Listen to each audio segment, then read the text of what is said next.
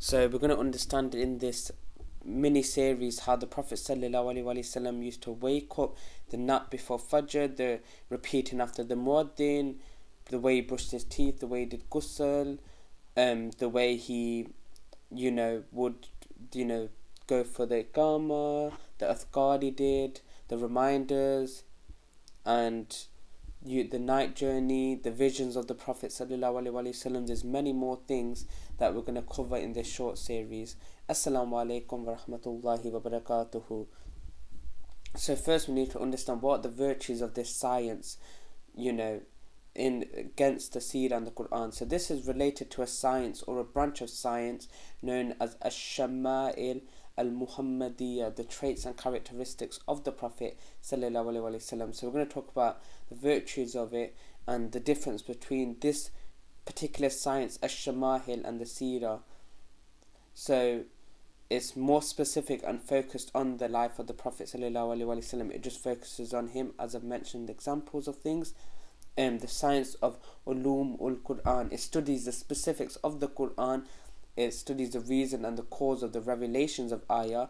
It also speaks about abrogation, verses that were abrogated. So, when the Muslims, Muhajir, when Muslims wanted to speak to the Prophet sallallahu alaihi wasallam, they had to give sadaqah. This was abrogated, which is a ruling that was in place, but then they get rid of that ruling. That's what abrogated means. So this is a science study in abrogation. There are other sciences for the Quran. If we study, for the Quran we study tafsir.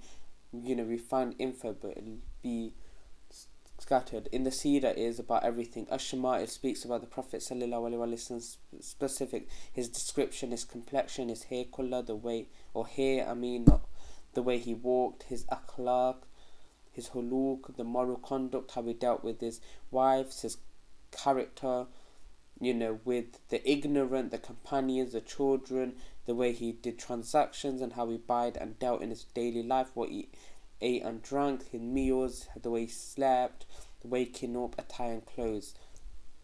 So it also speaks about things that people don't talk about. So it speaks about his camels, his mules, his rides, any special plates or utensils, what they were like, his house as a whole, the furniture. So Imam Muhammad Abdul Wahhab compiled his book, the three principal fundamentals, which is important, and it's really nice and important for Aqidah. So Allah subhanahu wa ta'ala says, oh, did they not know the messenger, so they are towards him disacknowledging? So the book, make sure to study it and understand it, and link it, and make sure you check all the evidences in whatever books you study. It's really important. Anyway, hadith of Anas about pumpkins.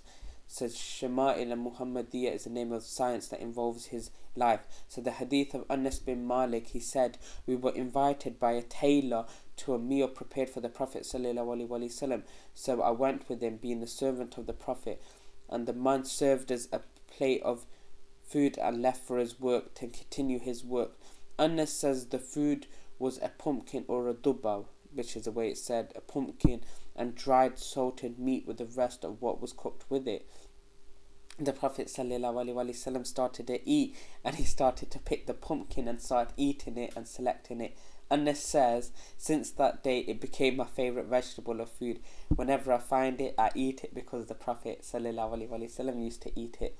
So now we're going to speak about when the Prophet woke up. So we increase our love of the Prophet sallallahu alaihi wasallam. We learn how he lived, so we can live our life in accordance to the Sunnah of the Prophet sallallahu alaihi wasallam. As we try our best to comply, we follow him step by step. So in the beginning, the Prophet sallallahu alaihi wasallam, he used to wake up when Bilal gave the adhan. So when Bilal gave the adhan, the Prophet would wake up sallallahu alaihi wasallam. So the Prophet's night actually started early though. The Prophet ﷺ prayed night prayer, and just before Fajr he may take a nap and relax, because the best time to pray is as the time of Dawood. He used to sleep half of the night and then pray 1/3 of the night and sleep 1/6 of the night. So when Bilal called the adhan, the Prophet ﷺ woke up, and he would first repeat behind the muaddin. So he would repeat after whom gives the adhan, he repeats after him, because there's a reward behind repeating behind the muaddin and saying the dua immediately after waking up. So when the Prophet woke up, sallallahu alaihi wasallam used to say, Alhamdulillahi alladhi ahyana ba'dama amatana wa ilayhi al-nushur. Praise be to Allah who has brought us back to life after causing us to die, and to Him is the resurrection. So using the miswak or the siwak. So when he wakes up, sallallahu alaihi wasallam, the first thing he does is he starts with the siwak. Throughout his life, when he enters his home, he starts with brushing his teeth before approaching any of his wives, before going to salat, when doing wudu. Personal hygiene was one of the characteristics of the Prophet sallallahu alaihi wasallam. You would never ever find an offensive smell coming from him sallallahu alaihi wasallam. Never to the extent that he prohibited honey upon himself when two of his wives collaborated and said to him, "Oh, you smell, maybe you ate some kind of honey," because they knew that he ate honey at his wife's house. So he prohibited it upon himself to have honey. So Allah subhanahu wa ta'ala says in the Quran, your plotting is great, while when it came to shaitan, the plotting of shaitan is weak. So if he had to perform ghusl due to intimacy, he would go and perform because it's time for prayer. He went to bed in the state of janaba. This is permissible and the Prophet did this, but as soon as it was time for prayer, he would perform ghusl. So the next thing I'm going to talk about is wudu. So he used to perform wudu as he was preparing for wudu, and he said to us, sallallahu alaihi wasallam, that performing wudu unties the 3 knots there. Shaitan, every time you go to bed, shaitan ties 3 knots on your head. He says you have a long night sleep. So now I'm going to talk, inshallah, in the next video about the Prophet sallallahu alaihi wasallam waking up, and going into more details as today's part concludes here. So I leave you here. Fi manillah. May Allah subhanahu wa ta'ala allow us to follow the Prophet sallallahu alaihi wasallam's footsteps. Ameen. Wa sallallahu wa baraka ala nabina Muhammad. Astaghfirullah. Assalamu alaikum wa rahmatullahi wa barakatuh.